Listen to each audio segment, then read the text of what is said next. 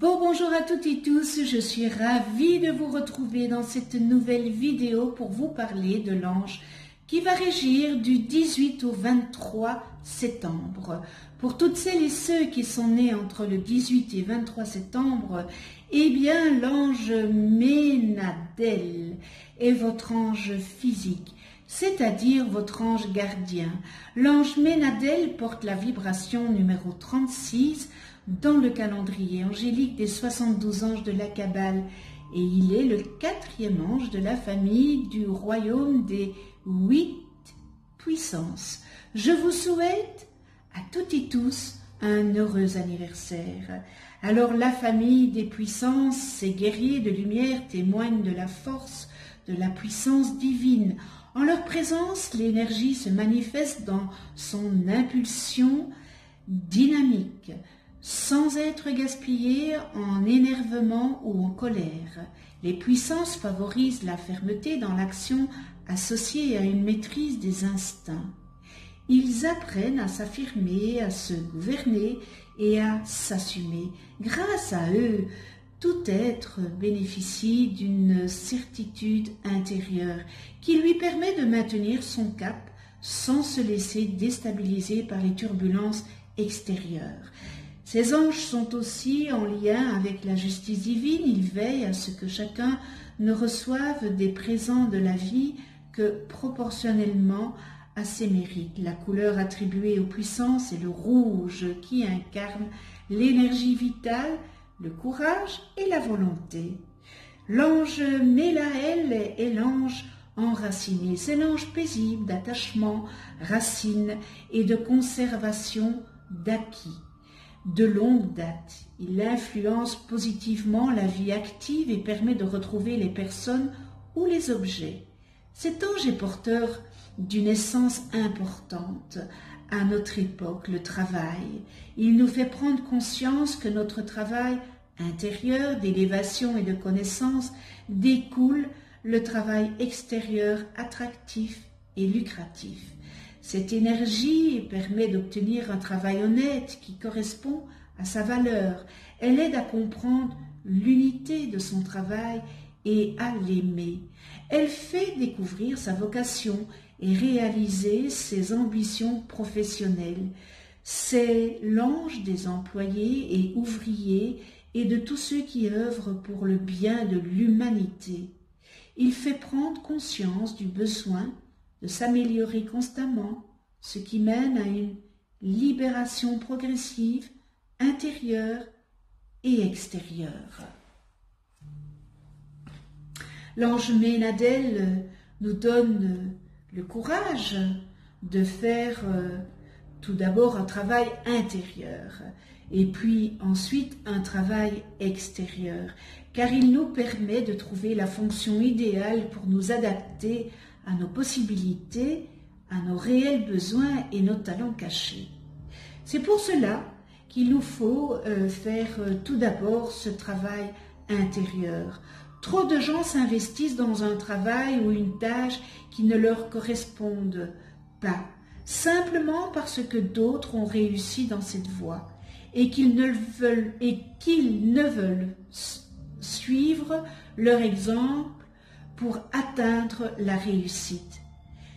Mais ils le font sans se poser la question de savoir si cela leur convient vraiment, si c'est véritablement ce qu'ils doivent faire pour suivre le cours de leur destinée.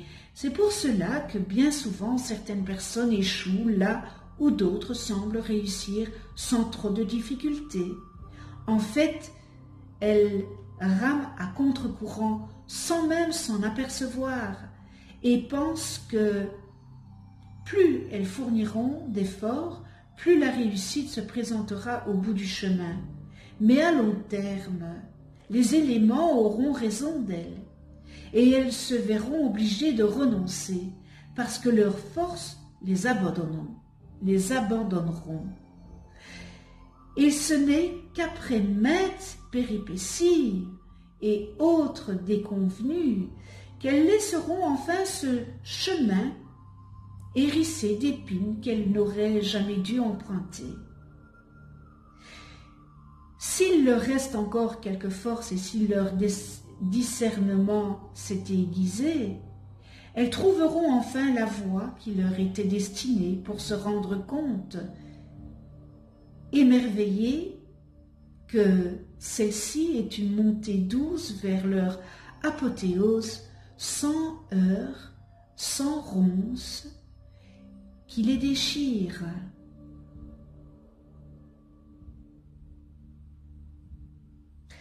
Savez-vous pourquoi il y a autant de chômeurs? Parce qu'il y a énormément de monde qui ne fait aucun travail intérieur.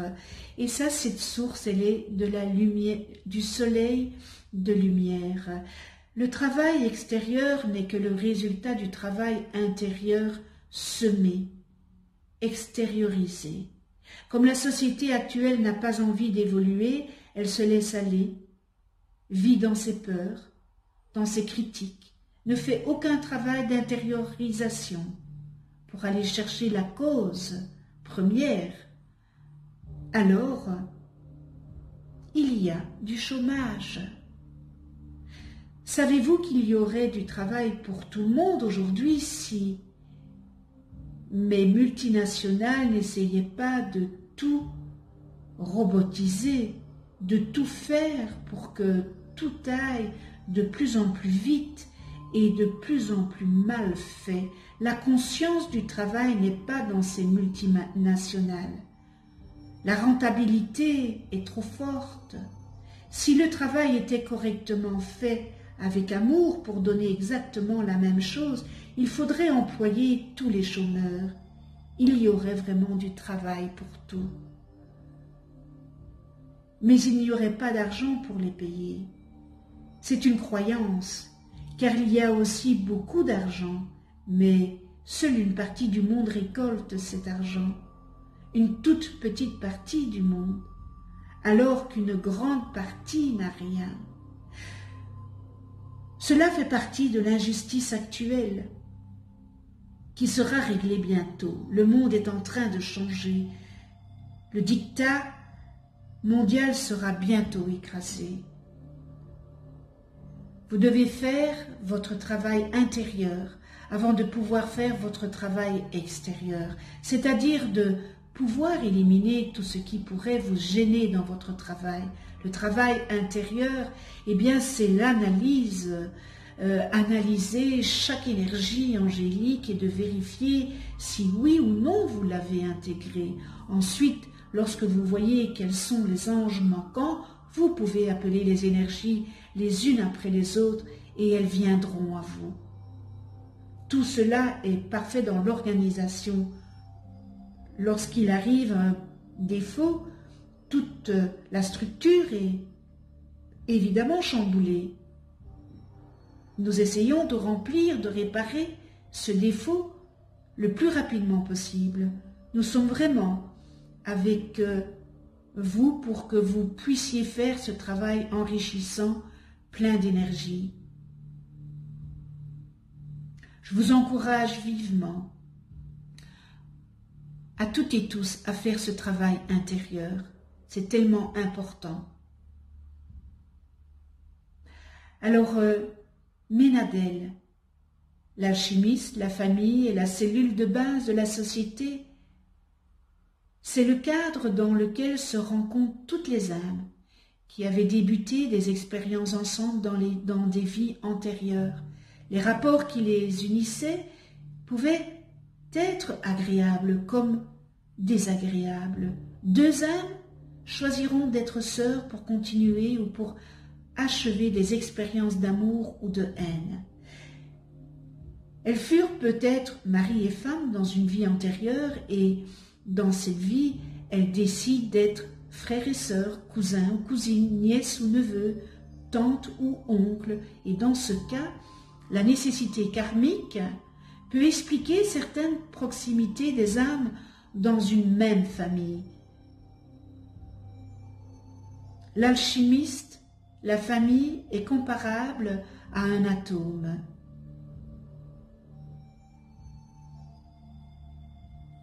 Un atome à qui on a soustrait un ou plusieurs électrons devient un ion.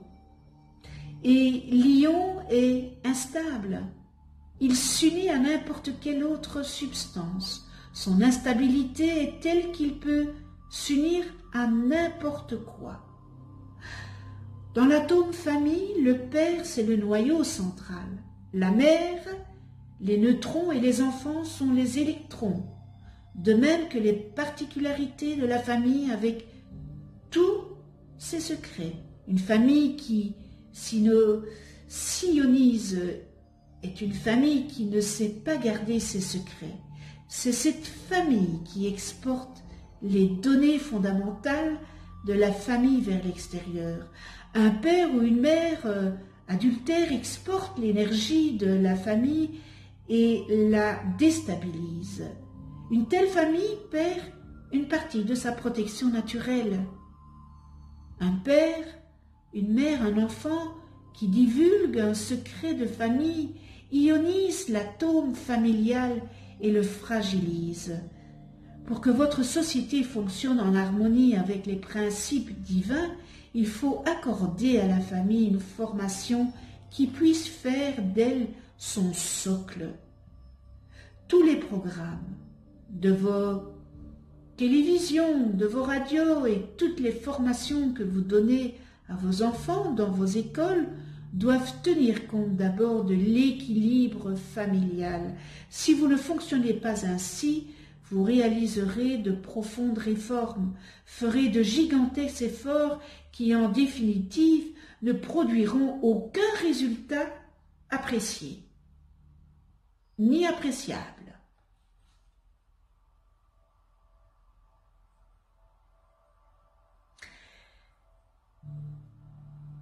Nous en venons aux qualités et aux distorsions de cet ange Ménadel. Et dans les qualités, nous retrouvons le travail, évidemment, la vocation, coopération, serviabilité, l'altruisme, contremaître de l'usine divine, aide à trouver un emploi, procure des moyens de subsistance, vérité et liberté trouvées dans le travail, travail intérieur. C'est tellement important ce travail intérieur. Facilite l'adaptation, libère les prisonniers, les exilés, compréhension du travail, procure la volonté pour se mettre au travail, récupération de son propre potentiel et nous terminons dans les qualités dévouement. Dans les distorsions, nous retrouvons problèmes reliés au travail et aux activités professionnelles, fait son travail pour être aimé, excès ou manque de travail, vit uniquement pour son travail, s'identifie principalement à son rôle et son statut social, philosophie matérialiste, esclavage, perte d'emploi, difficulté à trouver un emploi, exil, fuite, paresse, évite les responsabilités, manque d'objectifs et d'intensité, rareté des idées, personne trop affairée dans la matière, épuisement, froideur, isolement, incompréhension du sens profond du travail, essaye de forcer, de contrecarrer ou de défier le destin, cherche la réussite à tout prix et on termine dans les distorsions, recherche de gloire personnelle. Alors, je vais le redire, encore une fois, vous pouvez trouver dans les distorsions que je viens d'énumérer que ça ne vous correspond pas. Mais je suis tout à fait d'accord, dans cette vie, il y a des distorsions qui ne vous correspondent pas. Mais peut-être, certainement que dans d'autres vies, dans vos autres vies, vous aviez ces distorsions et vous ne les avez pas transcendées. Donc, vous les avez ramenées ici dans cette vie. Bien sûr que vous allez vous reconnaître dans certains et dans d'autres pas, mais peut-être que dans les autres, c'est de vos vies passées. Et là, toute la difficulté de comprendre pourquoi je vis ça et ça et ça et ça. Eh bien, parce que dans une vie antérieure, j'ai fait la même chose et on me montre ce que j'ai fait. Pour le comprendre. Donc, je ne l'ai pas été, donc je vais nettoyer ça. J'accepte que j'ai fait ça. Et je vais le nettoyer. Et en nettoyant cette distorsion, c'est-à-dire méditer, faire la méditation par mantra ou méditation avec cette très belle méditation de Christiane Müller, eh bien vous pouvez transcender ces distorsions. Voilà le travail avec l'angéologie.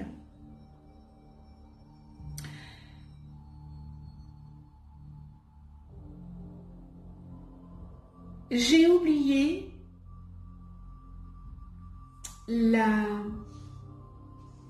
j'ai oublié la prière, donc je vais la dire maintenant, la prière. Je m'en excuse, j'ai oublié la prière. Alors, prière à ce bel ange Ménadel. Alors, Ménadel, aide-moi à effacer de ma mémoire mon passé obscur. Fais que les 7 voiles de l'oubli tombent sur ce que je fus et que je ne veux plus jamais être. Occupe-toi, mon ange gardien, Ménadel, d'anéantir la nostalgie qui me persécute. Éloigne aussi de moi à jamais la saveur des anciennes réjouissantes habitudes qui m'ont si longtemps retenu prisonnier dans le matérialisme du monde. Je veux m'envoler vers la lumière, je veux obtenir de toi, ange Ménadel, un passeport, un visa pour retourner en esprit et en vérité à ma patrie céleste. Je veux entendre le concert sidéral de la musique des sphères, le crépitement des astres dans leur course spatiale. Le labeur des dures journées pour moi est terminé. Je monte vers toi avec mon âme chargée d'expérience. Bois, ange, bois, savoure le nectar de ma coupure, pleine de mes expériences. Ce que tu me donnes, je le fais fructifier. Tout est possible lorsque l'on marche la main dans la main avec son ange gardien qui est toi, Ménadel. Merci avec toute ma gratitude. Connais-toi toi-même et tu connaîtras l'univers. Alors, si vous ne connaissez pas le nom de vos anges, inscrivez-moi votre date et heure de naissance dans les commentaires et je vous les calculerai gracieusement. Vous allez voir apparaître une vidéo où j'explique qu'est-ce qu'un ange, comment travailler avec les anges, etc., etc. Un tout grand merci de venir sur ma chaîne YouTube, de votre écoute. Merci à tous les abonnés, merci à ceux qui ne sont pas abonnés. Abonnez-vous, c'est l'occasion de vous abonner, de cliquer sur la petite clochette pour être averti des prochaines vidéos que je mets en ligne. Vous pouvez aussi déposer votre demande d'attention à ce bel ange en commentaire si vous le désirez et je m'engage à allumer une bougie pour vous. On se retrouve prochainement pour une autre vidéo avec l'ange Aniel, porteur de la vibration numéro 37 dans le calendrier angélique de la Kabbale et qui régira du 24 au 28 septembre. D'ici là, prenez soin de vous dans la douceur et de ceux que vous aimez. À tout bientôt!